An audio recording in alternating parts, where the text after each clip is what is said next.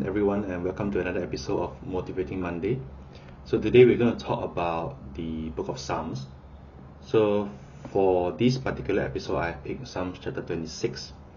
So for this Psalms is Psalm of David. You can read in verse 1. Is written by King David, and I've summarized the 12 verses into 3 points.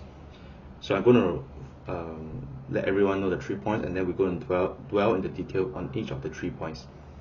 So the 3 points is, I use the acronym USA as a way to remember.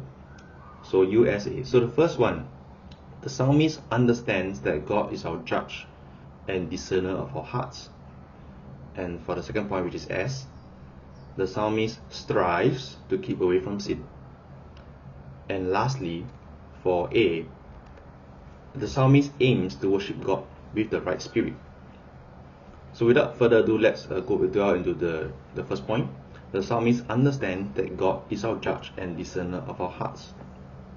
So we can read this in verse 1 to 3. So verse 1, the Psalm of David. That's why it's attributed to King David. Judge me, O Lord, for I have walked in my integrity.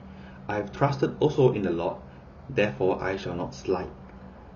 Examine me, O Lord, and prove me. Try my reins and my heart. For thy loving kindness is before my eyes, and I have walked in thy truth. So what does this mean? This means that we cannot hide anything from God, as what David has mentioned. And we also draw parallel with some of the verses in Jeremiah, where the phrasing is very similar. So if you have your Bibles with you, let's turn to Jeremiah chapter 17, verses 9 to 10. The heart is deceitful above all things, and desperately wicked. Who can know it? I, the Lord, search the heart. I try the reins, even to give every man according to his ways, and according to the fruit of his doings. So these verses actually come from God. God is trying to say that I, the Lord, will search the heart. I, the one who try the reins. So perhaps King David has drawn parallel to this verse, knowing that God is the one that searches the heart and try the reins. That's why he phrased it that way, that God is our judge and discerner of our hearts, and we cannot hide anything from God. This will also mean that if we ourselves have any secret sin, God will know them as well. And as Christians, we need to walk in the light diligently, so that we can have the confidence to ask God to judge our hearts. So the first point, the psalmist understands that God is our judge and discerner of our hearts. So as a result, we move on to the second point. Because he knows that God understands that God is our judge, he will strive to keep away from sin. So we draw reference from this in the Psalms chapter 26, verse 4 to 6, as well as 9 to 11. So in verse 4, I have not sat with vain persons, neither will I go in with dissemblers. I have hated the congregation of evildoers, and will not sit with the wicked. I will wash mine eyes in innocency, so will I compass thine altar, O Lord. We move down to verse 9 to 11. Gather not my soul with sinners, nor my life with bloody men, in whose hands is mischief, and their right hand is full of bribes. But as for me, I will walk in my integrity. Redeem me, and be merciful unto me. So it's important for us to strive to keep away from sin. We can draw parallels from some other characters in the Bible to know what are the results if we do not strive to keep away from sin. We draw parallel to the character Lot in the Old Testament. In 2 Peter chapter 2, verse 7 to 8, it writes that Lot was actually vexed daily due to the sinful activities that was happening in Sodom. And as a result of that, being vexed daily is like you're constantly being tempted to join in their sinful activities. And it's important for us as Christians today to keep away from sinful activities so as to remain righteous, because we don't want to be tempted by that. So we also understand that Lot was vexed daily, but we also understand that this was a result of his actions. So our actions can result in what kind of level of sinful activities that we put ourselves into. So if you read in Genesis chapter 13, verse 10 to 13, we understand that Abraham was the one that allowed Lot to have first pick on which was the land that for him to pick. But you notice that Lot kind of ignored the sin that was in the area, but he was focused on that the land was good. So he went and picked the land that was near Sodom. But as a result, we understand that he was vexed daily. So what actually do we prioritize in? Do we prioritize material or worldly gains at the expense of our soul? So if a Christian has chosen that and end up losing his soul, it is definitely not worth it. We also draw parallel in the parable of the sower that was taught by Jesus in Matthew chapter 13, where he talks about the third seed. So the third seed in particular, it grew. So kind of like we know that the seed was the word of God and grew.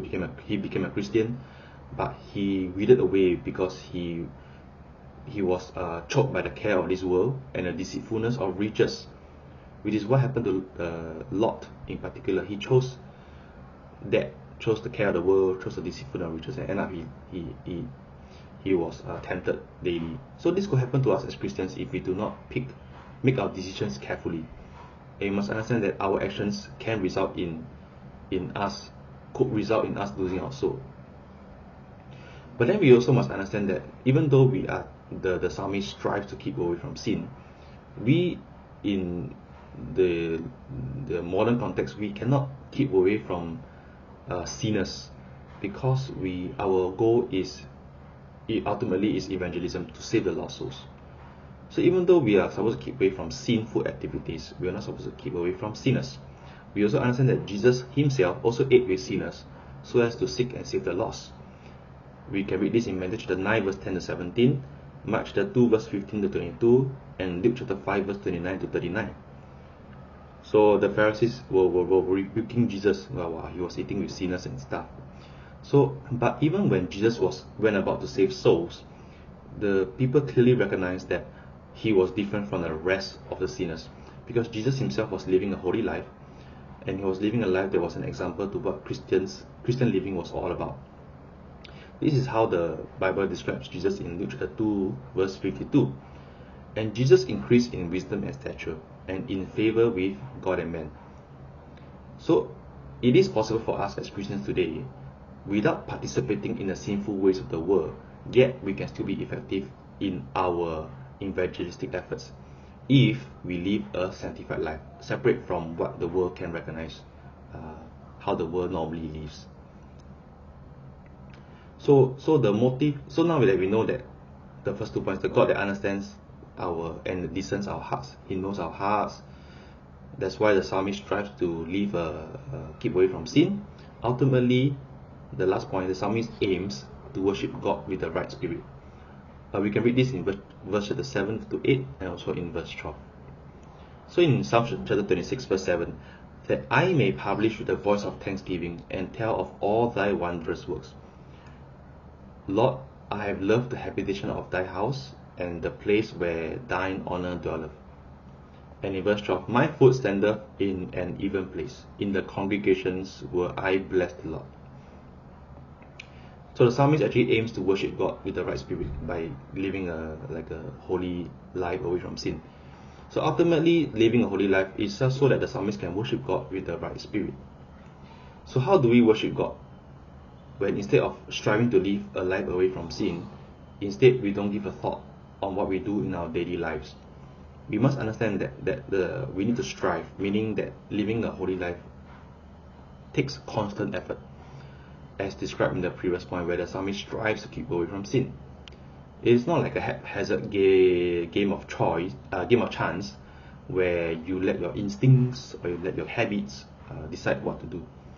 By the time you realize you made the decision, it could be too late. You have already sinned. So we need to train our instincts. We need to train our habits. We need to constantly take effort to do that, so that we will consciously make the right decisions to keep away from sin.